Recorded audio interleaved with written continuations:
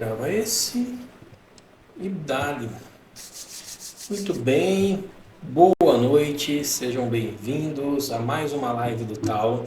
Se você está vendo esse vídeo no YouTube, saiba que as lives acontecem no meu Instagram, @Marcel_Fagionato. Aqui no canal tem o link direto para o Instagram, todas as segundas-feiras às 19h30. Para quem está aqui acompanhando ao vivo no Instagram, muito obrigado. E hoje nós temos um conteúdo muito bacana, muito legal. Nós vamos ler o quinto aforismo. Mas antes, eu preciso falar aqui algumas coisinhas. Primeiro, eu queria lembrar vocês, que sempre que eu olho para o lado é porque é aqui que está o meu retorno. Aqui que eu tenho a minha tela, os meus comandos, enquanto a câmera está aqui na frente. Então, sempre que eu der uma olhadinha aqui é porque eu estou vendo os comentários de vocês, estou vendo se está tudo certo com as imagens. E, bom, eu recebi vários comentários lá no YouTube, agradeço demais quem está comentando por lá, respondi todos e, inclusive, tem um ali que vai virar um vídeo depois. Então, fiquem atentos, acompanhem, que vai ter vídeo em cima dos comentários. Então, isso é um lembrete para caso você queira deixar uma pergunta. Se você está vendo esse vídeo se você está vendo esse vídeo depois da live e queria ter perguntado alguma coisa, pode perguntar aqui nos comentários. Quer comentar alguma coisa? Pode comentar aqui nos comentários que eu vou respondendo e se for um conteúdo interessante para trazer para todo mundo, a gente expande para um vídeo, tá bom? Que mais? Queria lembrar vocês que os cortes das lives, eles estão no Instagram. Então você vai entrar no meu perfil, tem lá 3 opções em cima do perfil, entre os destaques e as primeiras publicações. A primeira é o perfil, a segunda são os Reels. É só clicar ali nos Reels que você vê um monte de corte dessas lives. Tem bastante mesmo. Se não me engano, já tem mais de 30. Tá? Então, vai lá, se você precisa de um conteúdo um pouco mais rápido, não está com muito tempo, clica ali na aba de Reels do meu Instagram que você vai ter bastante coisa legal lá para acompanhar. E por último, eu queria agradecer quem está contribuindo com esse trabalho da forma que pode. Tá sendo muito legal, muito bom, eu fico muito agradecido. E só mostra que eu estou fazendo uma coisa que está sendo útil, que está sendo bacana e interessante para todo mundo. Beleza? Bom, esses eram os recados, tentei deixar da forma mais dinâmica e mais rápida possível. E vamos lá, vamos iniciar. Então, fazendo um corte aqui para iniciar o vídeo no YouTube. Se você chegou aqui nesse vídeo pelo YouTube, saiba que as lives acontecem toda segunda-feira às 19h30 no meu Instagram, beleza? Então, sem mais demoras, vamos ao nosso ritual de início. Eu recomendo que você tenha uma bebida com você, pode ser água, pode ser chá, pode ser qualquer bebida que te deixe confortável sem tirar a sua consciência. Muito importante. Então, me acompanhe. Se você não tiver nenhuma bebida, não tem problema. Depois, na próxima, você providencia. Vou pedir para você fechar os seus olhos. Inspirar profundamente, expirar suavemente. Repita isso 3 vezes.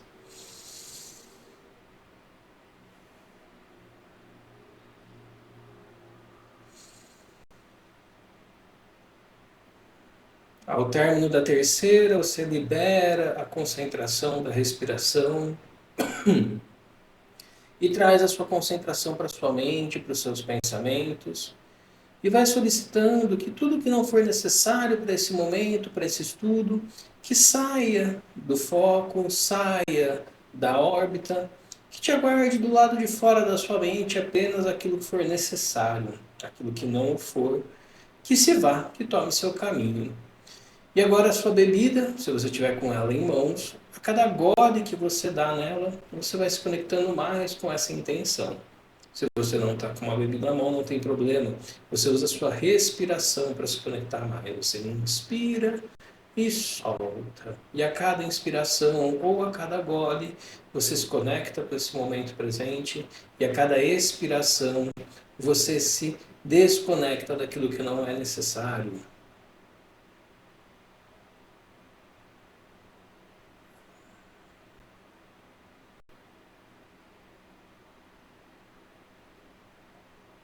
Muito bem, muito bem. No seu tempo, devagar, você abre os seus olhos, volta a sua atenção para cá. A gente vai ler hoje o aforismo número 5 do Tao Te Ching, tá bom? Então, se você não tem o livro com você, não se preocupa, porque a imagem vai entrar para quem está vendo no Instagram embaixo de mim, para quem está vendo no YouTube do meu ladinho aqui, tá bom? Esse texto, ele é o primeiro texto um pouco mais contraditório, né? Um pouco mais difícil de entender. Ah, Marcelo, mas você falou isso semana passada. Sim, mas vocês vão ver. Esse aqui ele é um pouquinho mais intenso. Esse mexe bastante com as nossas percepções, principalmente com aquilo que nós ocidentais enxergamos, porque ele traz alguns elementos que a gente não conhece. Então, hoje nós vamos conhecer esses elementos juntos, tá bom? Então, vamos lá, vamos colocar o texto aqui na tela. E, bom, eu vou ler o texto, tá? Vocês me acompanham na leitura, depois a gente vai refletir juntos sobre ele. Céu e terra não são bondosos. Para eles, os homens são como cães de palha destinados ao sacrifício. O sábio não é bondoso. Para ele, os homens são como cães de palha destinados ao sacrifício. O espaço entre o céu e a terra é como uma flauta, vazia, ainda assim inexaurível. Soprada, mais e mais sons produz. Porém, palavras em demasia se esgotam ao serem proferidas. O melhor é guardar o que está no coração. Bom, como vocês podem ver, é um texto que mexe ali com as nossas percepções, né? Então, o que eu vou pedir para você? Você que está aqui ao vivo comigo, dá uma olhadinha nesse texto, releia esse texto. Eu vou dar ali alguns instantes aqui em silêncio. Então, releia. Se você está no YouTube, dá uma pausa, leia, reflita, tenta tirar uma percepção, tenta tirar uma ideia do que você está vendo, tá bom? Ô Marquinhos, meu querido, seja bem-vindo, espero que você possa ficar aqui com a gente trocando uma ideia. Acabamos de começar, tá bom? Pessoal, só lembrando enquanto vocês estão lendo que se vocês quiserem deixar alguma pergunta, podem deixar qualquer comentário aqui na live, que ao término da leitura eu respondo as perguntas, ok? Bom, vamos lá.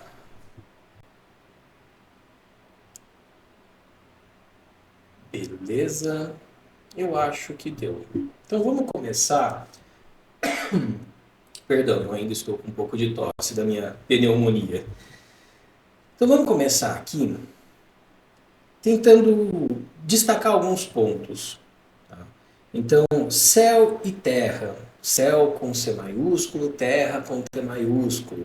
Se você viu o primeiro vídeo, você sabe que o Lao Tzu usa a inicial maiúscula para destacar um valor um pouco mais nobre sobre aquele termo.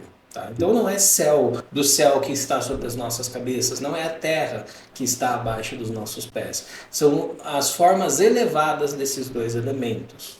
Okay? Não são bondosos. Olha que afirmação drástica, né? Céu e a terra não são bondosos. E aí ele fala que o sábio, aquele velhinho que acolhe todo mundo, que ensina, que guia a gente no nosso caminho espiritual, não é bondoso.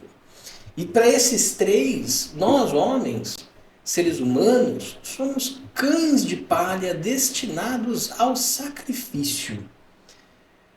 Bom, eu vou ficar bastante nesse trecho, porque eu tenho muitos elementos para compor aqui. E, recordando mais uma vez, a intenção dessa leitura é traduzir para a prática os conceitos desse texto tão antigo. Então, eu vou trazer elementos complementares para a gente poder tirar alguma coisa praticável disso.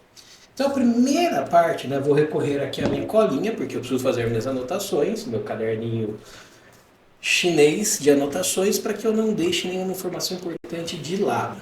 Então, a primeira coisa que a gente precisa aqui, para contextualizarmos a nossa compreensão, é entender o que raios que é um cão de palha.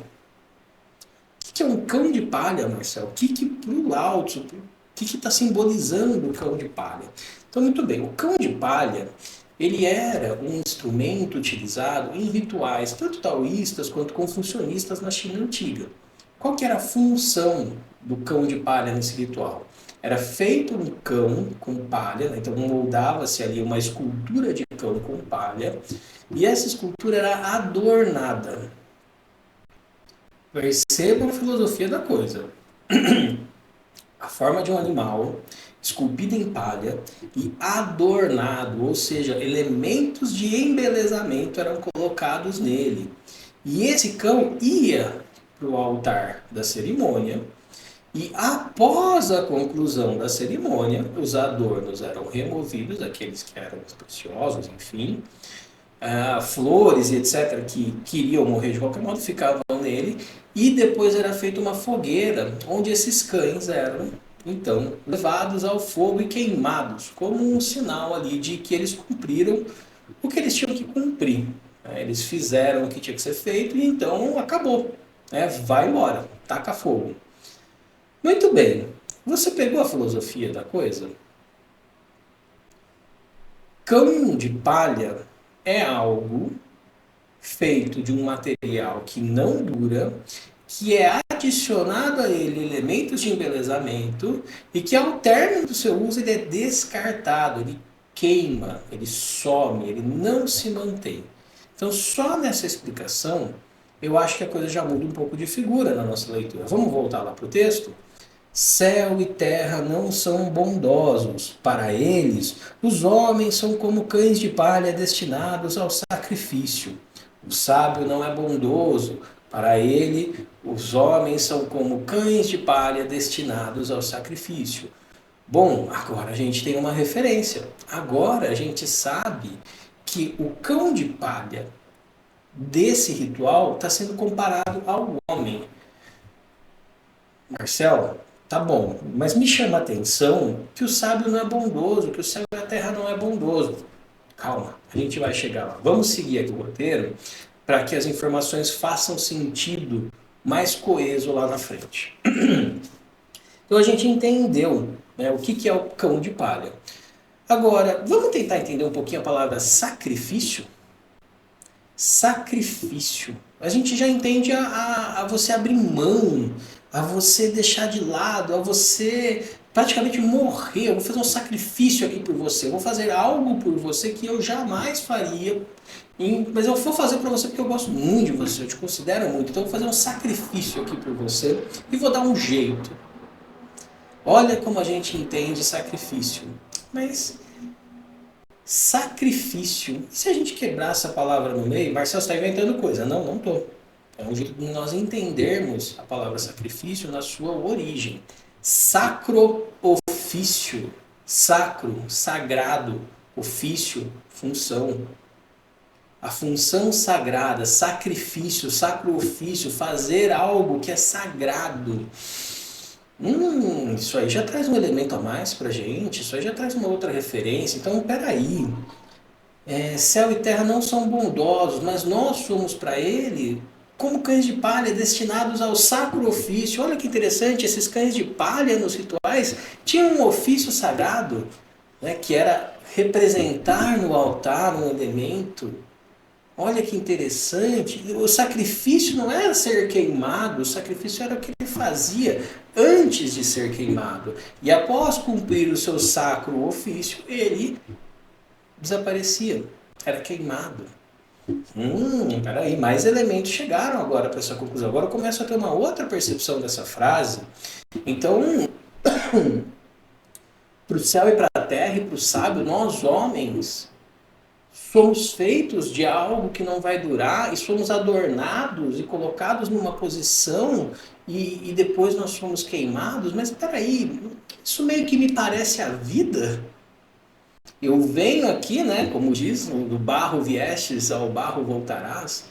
Eu venho aqui, eu fico louco, perdido nesse mundo, fazendo um monte de coisa. E aí eu vou adicionando coisas em mim, porque aí eu estou crescendo. E um belo dia eu morro e sumo. Olha como a coisa já começa a ganhar um pouquinho mais de corpo Olha como essas 4 primeiras linhas, elas já começam a fazer um outro sentido para a gente, porque agora eu tenho percepção do que é que o Lao Tzu está falando. Mas vamos lá, vamos continuar. A gente entendeu o cão de palha, entendeu o sacro ofício. Tudo que é divino não apoia o ego. Olha que frase interessante. Apoia a essência. Da onde isso, Marcelo? Por que isso, Marcelo? Bom, se o Lao Tzu está dizendo aqui para gente que para o céu e para a terra nós somos esse cão de palha para o sacro ofício, está dizendo que existe algo de sagrado que nós viemos fazer aqui, certo? Se eu tenho um sacro ofício para cumprir aqui, eu também tenho uma referência de divino. Pode ser Deus, pode ser o tal, pode ser o universo, pode ser qualquer coisa que para você simboliza o divino, tá? O que é que normalmente a gente pede para esses seres divinos? A gente pede facilidades, remoção de obstáculos, ganhar na Mega Sena, comprar um carro, trocar de casa, a cura de uma doença. A gente pede coisas, olha que interessante, para o nosso ego. Coisas que o meu eu quer. Mas se existe esse divino, né, e tudo bem, a gente não precisa pensar em algo divino, mas vamos pensar no conceito do tal mesmo, se existe esse zero inexaurível, profundo, inexplorável, de tão profundo, qual o aspecto meu que esse lugar está interessado? Com certeza não é no meu ego. Porque nós endeusamos o ego. Mas tudo que é divino não endeusa o ego. Endeusa a essência, porque a essência é parte do divino.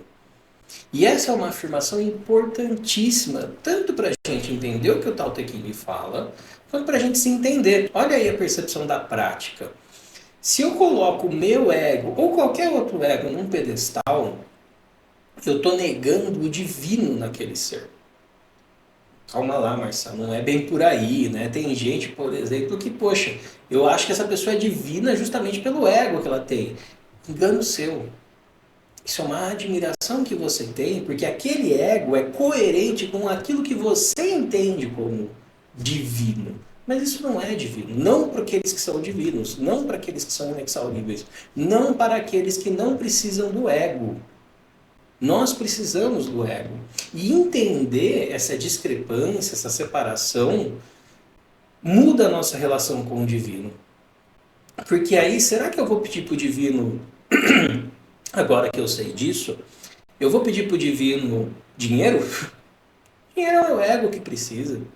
E não vamos ser aqui hipócritas. O nosso ego precisa, a gente tem que viver no mundo, e se o ego for negado, a gente não vive no mundo, aí não adianta nada. Mas o ponto é, quando eu me relaciono com aquilo que é divino, quando eu me relaciono com Deus, por que eu peço coisas que agradam o meu ego? Por quê? É por isso que céu e terra não são bondosos. Porque eu entendo como bondoso aquele que vai e cuida do meu ego. Quem não cuida do meu ego, eu entendo como ruim. Olha só, então o Lao Tzu está falando que nós nos relacionamos com o nosso ego e a partir dessa perspectiva, céu e terra e o sábio não são bondosos. Exatamente. É isso que o Lao Tzu está falando. Nossa, Marcel, mas caramba, não parece. Mas presta atenção, como agora que a gente está entendendo os elementos, eu estou trazendo os elementos externos para compor, olha como faz um certo sentido. E de novo, como eu sempre digo, né, eu não sou o detentor do conhecimento, o tradutor do tal, nada disso. Eu sou só alguém que gosta muito disso, que estuda isso há muitos anos, que já usou isso nas aulas de Tai Chi, nas aulas de filosofia, tem o seu grupo e está aqui agora em live. Ainda assim não tenho razão, é a minha interpretação e a forma com a qual eu achei para praticar a coisa. Então é desse lugar que eu falo. Vamos continuar, porque ainda tem bastante coisa só nessas 4 primeiras linhas.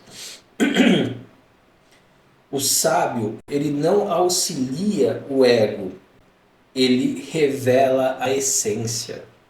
Então a gente falou, ó, tudo que é divino não apoia o ego, apoia a essência. O sábio, ele não auxilia o ego, ele revela a essência.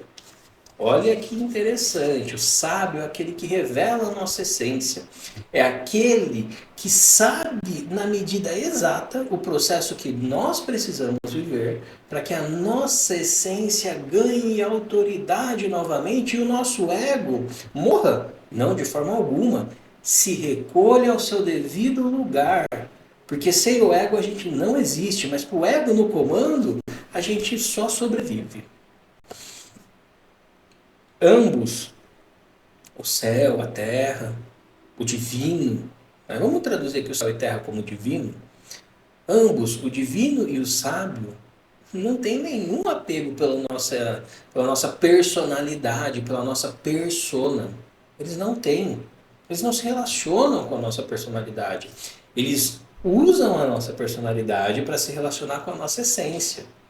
Olha que virada de percepção, né? O divino, o sábio, eles usam a nossa personalidade, ou seja, eles vão dar aquilo que a nossa personalidade precisa para que a nossa essência seja revelada. Isso é muito forte, isso é muito forte. E de novo, né, pessoas pedindo coisas para Deus, a tal da teoria da atração e etc. A gente sempre quer o que o ego estima. O que é o que o ego estima? Mais prazer, menos dor. É isso. Mais conforto, menos desconforto. Mais alegria, menos tristeza. Será que essa é a forma real da gente se sentir bem? Mais alegria, menos tristeza? Mais conforto e menos desconforto? Será que é isso que realmente a gente precisa nesse momento da nossa vida? Olha, eu acho muito pouco provável. Muito pouco provável. Tá? Mas enfim, seguindo. Isso que eu estou falando, a gente pode pegar como exemplo na conduta da educação. Tá?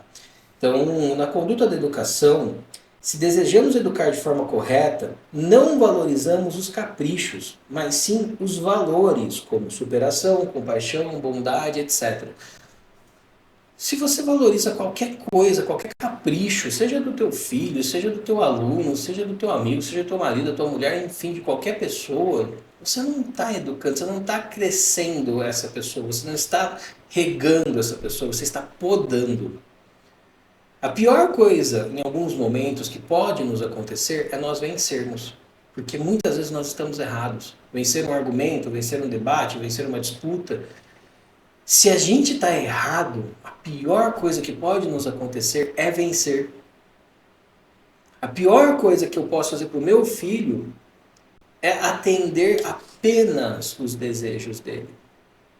É não dar uma medida, um local, um momento para que o desejo dele seja cumprido. Se eu não valorizar, se eu não focar em valores e virtudes, eu não estou educando, eu não estou criando, eu não estou amando uma pessoa. Amar a pessoa não é passar a mão na cabeça, não é concordar com tudo. É saber colocar com amor os valores e as virtudes na frente. Não importa para quem que é. Se você ama essa pessoa, você não mima. Você não passa a mão em cada birra que faz e fala parabéns, você está certo. Não, de forma alguma. Então, de novo, essas 4 linhas também são conduta moral. Também são conduta moral. Porque se eu paro para pensar que o que é divino e o sábio não cultivam a minha personalidade, por que que eu, no papel de pai, de educador ou de qualquer outra coisa, eu vou querer cultivar a personalidade daquele ser ao qual eu tenho essa responsabilidade? É a pior coisa que eu posso fazer para esse ser e para mim. Pior coisa. Não podemos confundir amor com carência. Marcelo, aonde você está indo parar, Marcelo? Amor, carência? Pois é. Por carência a gente mima as pessoas. Por carência a gente deixa de falar certas coisas para aqueles que a gente ama. Porque nós temos o medo de que aquela pessoa se afaste, o medo de que aquela pessoa pare de me amar, o medo de que eu não seja mais importante para o outro porque eu não concordei com alguma coisa. E o que é isso? Isso é carência. Não podemos confundir amor com carência. Eu amo meu filho, mas eu não posso querer que ele me ame. Ele vai me amar por ele, na medida dele. Não é porque eu amo ele que ele vai me amar. Agora, se eu demando que ele me ame, é carência minha. A minha mulher, eu amo ela pelo que ela me ama pelo que eu sou. Se eu demando que ela me ame do jeito que eu quero, é carência. E carência destrói as relações. Quantas pessoas hoje perderam relações, perderam família, perderam, enfim, trabalhos e etc. por carência, por conduta carente. E não se tocou. E ainda nem sabe que foi por isso. Ah, ninguém me ama, ninguém me valoriza, eu sou maravilhoso, mas o ruim é o outro. Ah, porque eu não consigo ninguém, eu não acho ninguém, porque não tem gente que presta no mundo. Olha, será mesmo? Será mesmo que não tem gente que presta no mundo? Ah, não, Marcelo, mas nós estamos no momento que as relações são vazias. Sério? Você acha que agora a gente está nesse momento? Você acha que elas não eram vazias antes, com um monte de dogma regendo as coisas todas, com as pessoas querendo fazer o que era proibido e ainda sem internet para mostrar? Você acha que agora que são vazias? É que agora você está tomando consciência, porque agora está sendo exibido em tudo quanto é canto. Então, não podemos confundir amor com carência, tá? Ser um bom pai para o meu filho é dar o que ele precisa e não o que ele deseja. Por que eu estou repetindo isso? Porque é essa conduta que o divino tem com a gente todos os dias. Que divino, Marcelo? Aquele que te faz sentido.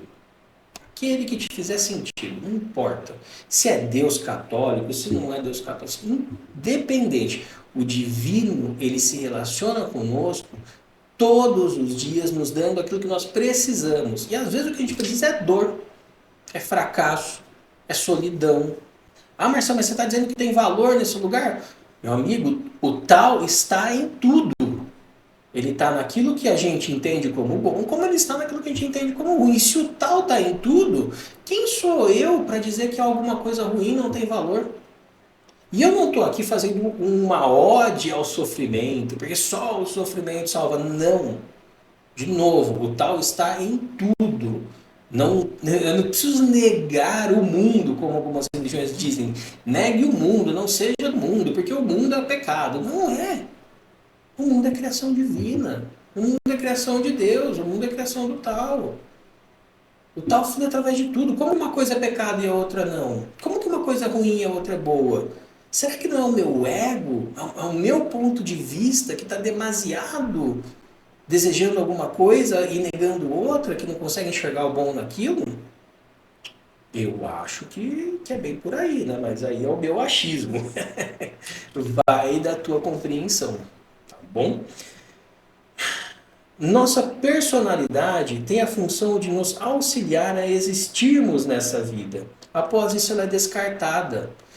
Ah, Marcelo, queria tanto lembrar da minha vida passada, ir lá num centro espírita e fazer, ou ir com alguém e fazer uma sessão de vidas passadas para entender minha personalidade. Olha o trampo que é, e ainda assim não é para todo mundo que dá certo. Por que será? Porque a personalidade é descartada depois que ela cumpre a função dela. A essência, a alma, ou seja o nome que for mais conveniente para você, continua, mas a personalidade não. A não ser que seja muito importante, por algum motivo, você se conectar com uma personalidade anterior, isso não faz parte da gente. Não é, eu não preciso saber quem eu era para ser alguém melhor hoje. Porque se eu dependo de saber quem eu era para melhorar minha conduta hoje, é puro adestramento. Não é amor. Não é uma evolução pessoal.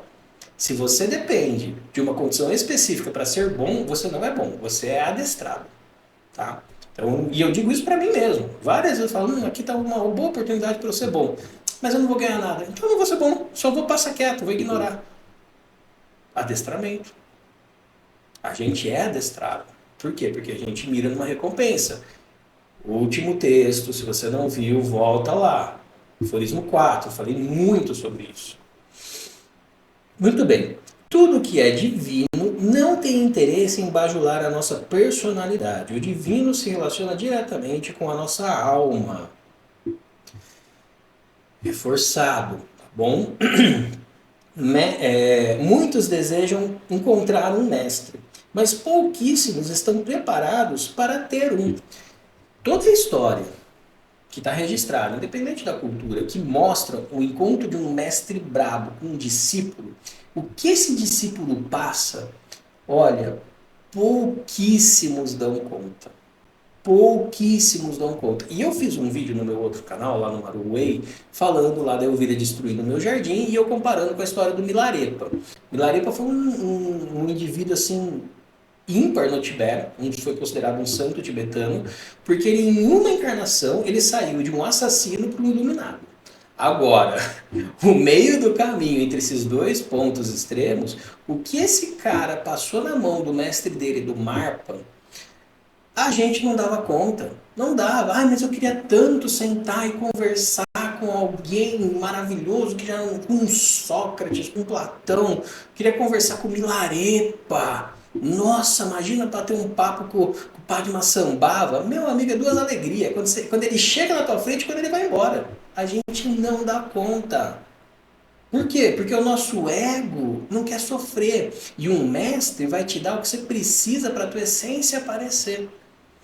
Caramba, Marcelo, mas você está falando aí uns 20 minutos e a gente só está nas 4 primeiras linhas? Pois é, eu estou ampliando a percepção da coisa para a gente ver que na prática, céu e terra, o divino não é bondoso. Por quê? Porque não está relacionado com o meu ego. O sábio, ele não é bondoso porque ele não relaciona com o meu ego.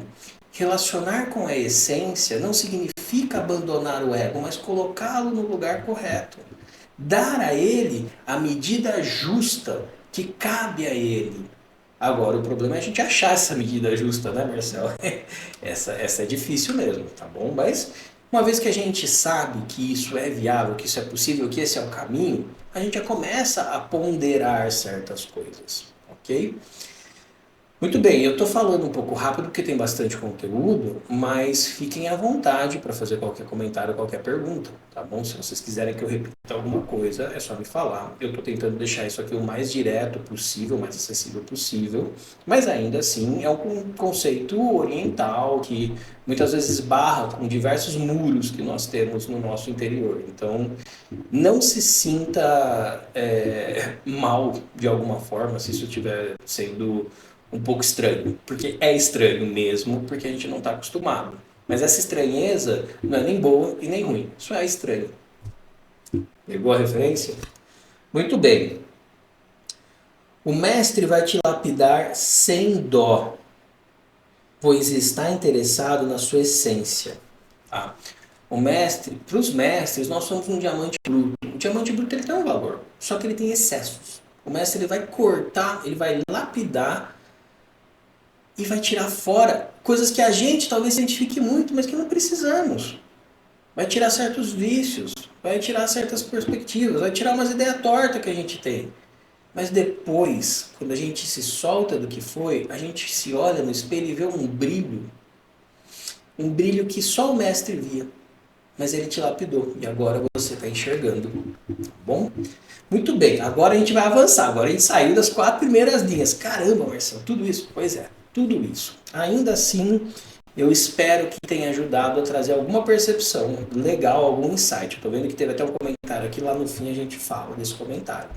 Então vamos seguir. O espaço entre o céu e a terra é como uma flauta, vazia, ainda assim inexaurível. Marcel, mas o que a flauta tem a ver com o cão de palha, com tudo isso que a gente chegou até agora? O que a flauta tem a ver? Qual que é o símbolo da flauta, Marcelo? Muito bem, vamos lá, vamos entender a flauta.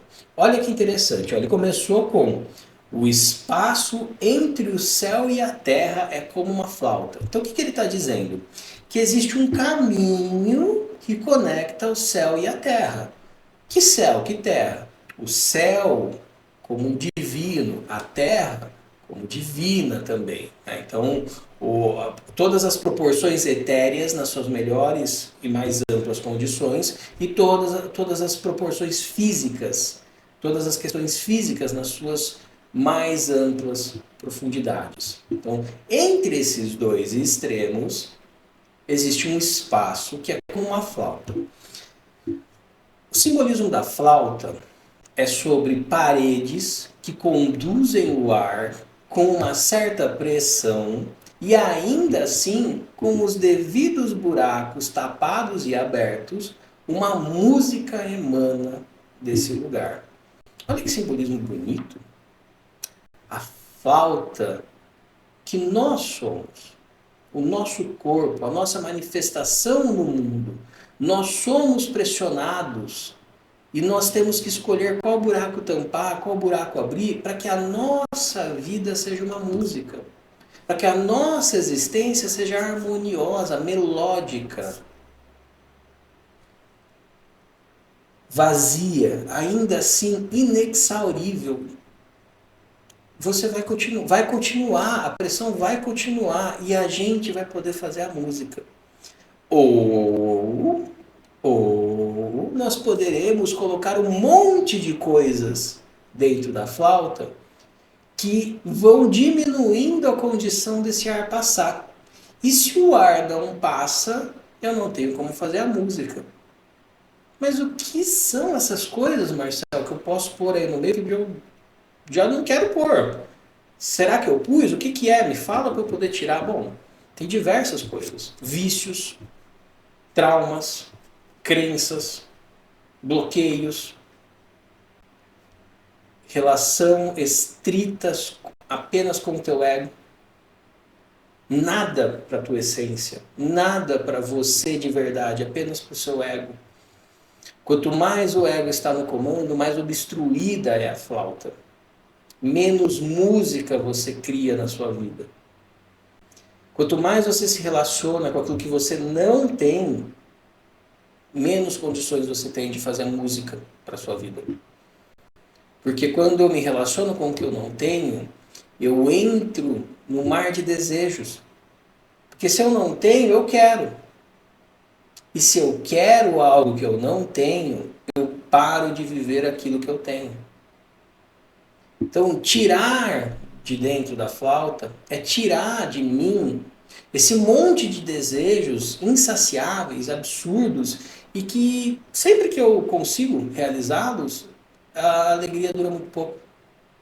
Passa rápido a minha satisfação, e aí eu já vou para o próximo desejo. Ah, eu queria um carro novo.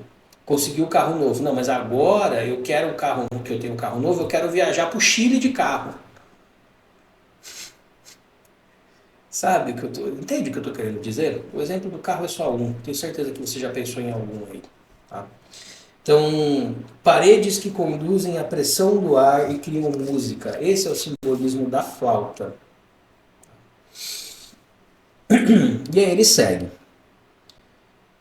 Soprada mais e mais sons produz. Porém, palavras em demasia se esgotam ao serem proferidas. O melhor é guardar o que está no coração. Palavras em demasia se esgotam. Acho que de todos os trechos, eu acho que esse aqui é o mais acessível para a gente, né, de modo geral. Porque a gente sabe o quanto as pessoas estão esvaziadas, o quanto a gente precisa de mais e mais e mais elementos para achar algo ou alguém interessante. O básico já não satisfaz, porque são tantos estímulos, são tantas fantasias, tantos desejos a serem realizados, tantos estímulos, tantas coisas acontecendo no mundo inteiro e eu vendo isso na palma da minha mão pelo meu celular, que o básico já não me agrada. Um eu te amo ficou muito vazio. Um conte comigo. Vamos nos encontrar tal dia, tal hora. Não, nossa, que saudade de você, quero tanto te ver de novo. Ah, Marcelo, mas não é porque a palavra é vazia, porque as condições da vida são diferentes. Será que não está uma coisa conectada com a outra?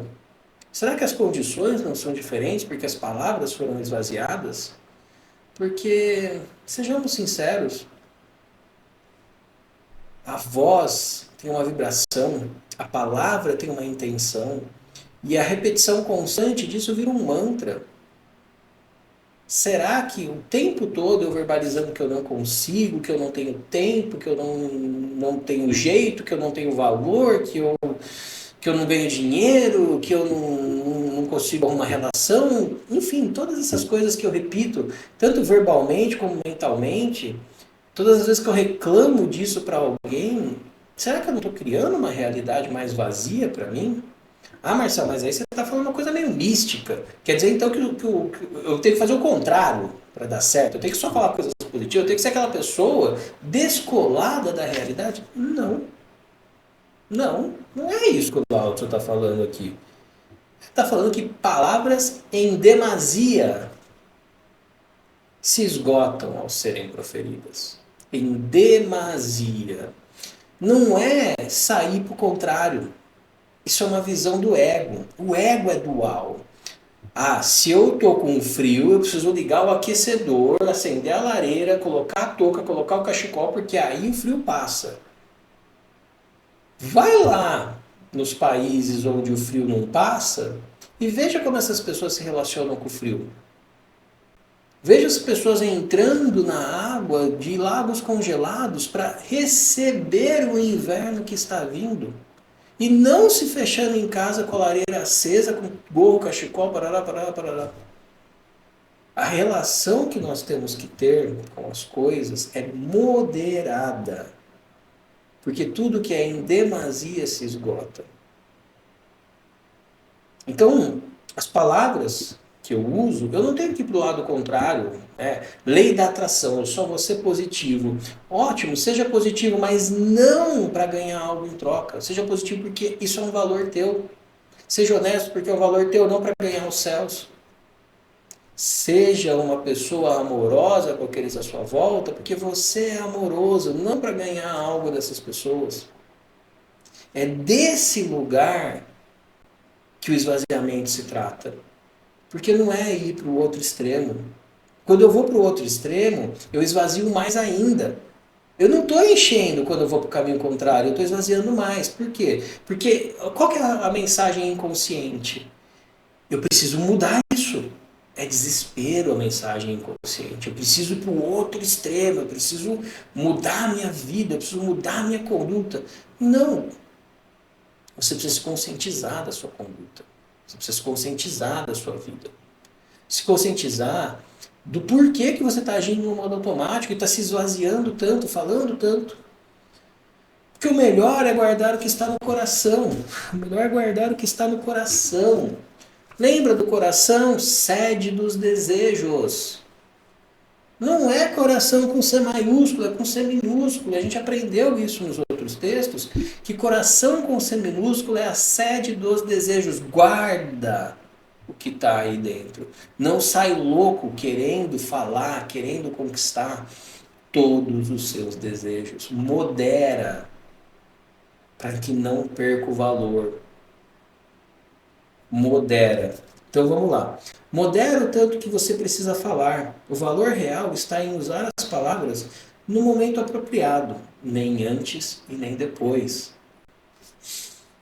Pratique a capacidade de usar as palavras certas, na medida correta, no momento mais oportuno possível, para cada pessoa que cruza o seu caminho. Se você não sabe o que fazer para ser uma pessoa melhor, se você está em busca de um mestre, de uma prática espiritual ou de algo que te eleve, está aqui a prática que você precisa. Está aqui uma prática que, se a gente conseguir fazer isso, sério, só isso. Ah, mas só isso? Só isso. Se você conseguir, se eu conseguir, vou ler de novo, ó, presta atenção, guarda isso aqui. Se você não sabe o que fazer, se você não sabe qual prática para desenvolver a sua espiritualidade, eu vou te dar uma prática agora. Eu não, né? O Lao Tzu. Pratique a capacidade de usar as palavras certas, na medida correta, no momento mais oportuno possível, para cada pessoa que cruza o seu caminho. Ah, Marcelo, mas isso não é tão difícil assim. Tá, tira o ego da jogada. Porque quando a gente fala de oportuno, dá uma ideia de aproveitamento. E não é esse oportuno que o Lao Tzu está falando. É o oportuno de você saber a medida. de você saber o que colocar naquele lugar, porque a oportunidade de ser valor e não de ser interesseiro. Isso é muito difícil. Então, só essa prática. E tá, vamos diminuir um pouco, vamos tornar a coisa um pouco mais acessível. Escolhe uma pessoa. Uma pessoa por um determinado espaço de tempo para você fazer essa prática. Agora, quer ver ficar interessante? Essa pessoa pode ser você. Não precisa ser uma pessoa fora, pode ser com você. Se você conseguir com você, por um dia, fazer isso aqui, a tua vida muda. Marcelo, você está falando isso num lugar que você conseguiu? Não estou falando no lugar de quem conseguiu. Estou falando no lugar de quem sabe que a coisa vai acontecer, mas que também não conseguiu. Não se engane, eu não estou aqui na posição de que eu resolvi. Não, eu não estou aqui porque eu resolvi as coisas. Muito pelo contrário, eu estou fazendo o que eu estou fazendo para estudar ainda mais, para ver se eu consigo melhorar ainda mais as coisas em mim. Tá bom? Bom, não peça, e aí agora é um recado meu, tá? É um recado meu. A gente já vai voltar e vai reler o texto agora com essas informações em mente, mas eu vou deixar um recadinho aqui. Não peça ao divino o mimo. Silencia e se conecta com o divino. Assim, percebemos que nossas reais necessidades têm mais a ver com remover coisas e comportamentos do que adicioná-los. Não pede as coisas para o divino. Fica quietinho, silencia. Modera. Não use em demasia as suas palavras. Porque aí a gente vai perceber, no silêncio a gente percebe que não tem a ver com o que eu não tenho. Não tem a ver com o que me falta. Tem a ver com o que eu preciso tirar. De coisa, de comportamento, às vezes pessoas que eu preciso remover da minha vida. É sobre isso. O divino se relaciona com a gente nesse lugar de tirar do meu caminho os meus obstáculos. Só que me dói quando ele tira de mim uma coisa que é confortável, uma coisa quentinha, gostosinha, que o meu ego adora, mas a minha essência se apaga na frente disso. Beleza, vamos lá. Vamos ler o texto de novo, tá? Ele está aí na tela para vocês. Agora, com tudo isso que eu falei, com todas essas práticas que eu trouxe, vamos ler o texto de novo e depois eu vou ler alguns comentários que vieram aqui. Então, se você está processando a coisa e ainda quer fazer algum comentário, quer colocar alguma coisa, aproveita esse espacinho de tempo e coloca ele aí, tá bom? Céu e terra não são bondosos. Para eles, os homens são como cães de palha destinados ao sacrifício. O sábio não é bondoso. Para ele, os homens são como cães de palha destinados ao sacrifício. O espaço entre o céu e a terra é como uma flauta, vazia, ainda assim inexaurível. Soprada, mais e mais sons produz. Porém, palavras em demasia se esgotam ao serem proferidas. O melhor é guardar o que está no coração. O melhor é guardar o que está no coração. Muito bem. Eu vou tirar o texto aqui da tela agora, para que a minha imagem fique um pouquinho maior, para a gente ir se direcionando para o fim, tá? Deixa eu dar uma olhada aqui nos comentários, eu acho que tem uns 2 ou 3 aqui. Então vamos lá. Marquinhos. Achar a medida justa é a missão, mas quando temos o olhar direcionado já é um grande começo. Exato, meu caro, exato. A gente tem uma ideia de que eu preciso resolver a coisa na hora que eu tomo consciência da coisa. E essa é uma ideia do nosso mundo prático aqui. Então, por exemplo, eu estou na cozinha, estou pegando um ovo e o ovo cai no chão e quebra. Isso é algo que eu tenho que resolver na hora, porque senão vai feder. Se eu pisar, vai virar uma sujeiraiada na cozinha. Então eu preciso parar o que eu estou fazendo. Eu tomei consciência que o ovo caiu, o ovo quebrou. Eu paro tudo e eu vou lá e eu resolvo aquilo. Mas, na nossa missão de achar a justa medida, não é bem por aí. Em diversas missões que realmente desenvolvem a nossa essência, A coisa não acontece da noite para o dia, nunca. Não é, tomei consciência disso, agora estou livre. Então, quem nos dera fosse assim? Não é. Eu preciso primeiro reconhecer que eu não tenho aquilo. E eu só consigo reconhecer que eu não tenho algo quando eu enxergo esse algo.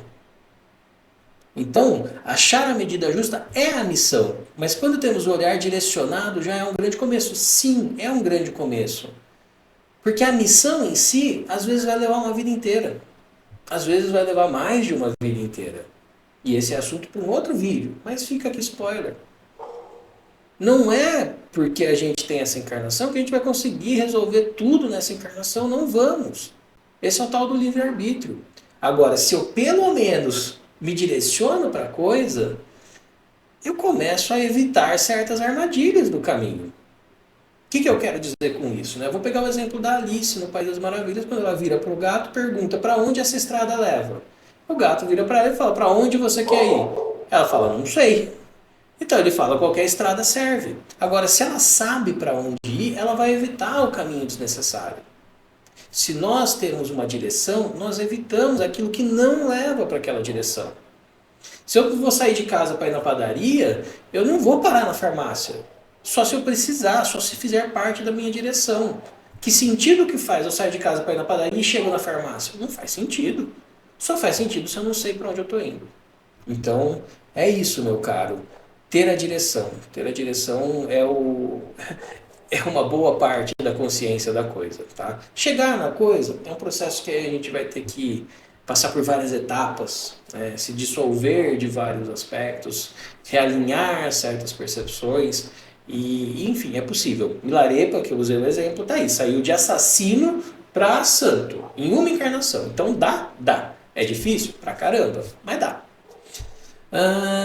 Isso é absurdamente difícil. Eita, aí lascou. Acho que o Fernando estava falando daquele momento da prática. Isso, eu tenho quase certeza que era aquele momento da prática, né? Da gente escolher a gente. Sim, é uma prática difícil. Escolher a gente para essa prática é mais difícil ainda, então você não precisa seguir a minha dica, né, nesse aspecto. Começa com alguém, começa com outra pessoa, não tem problema. Mas o ponto tá aí uma prática super espiritual. E olha, vai doer, tá? Fica a dica, vai doer. Não é drive-thru, tá bom? Então, se você quiser uma prática, tá aí, ela é difícil. Não sei se é absurdamente difícil, Fernando. Eu acho que esse absurdamente é uma percepção sua, porque de alguma forma o relacionar-se consigo mesmo tem aí uma percepção de dificuldade. Mas sim, é difícil. É difícil. Não vou aqui pôr panos quentes na coisa. Que mais? Marcel, muito obrigado pelo seu tempo. Eu que agradeço pela companhia de vocês. Eu que agradeço. E eu acho que é isso.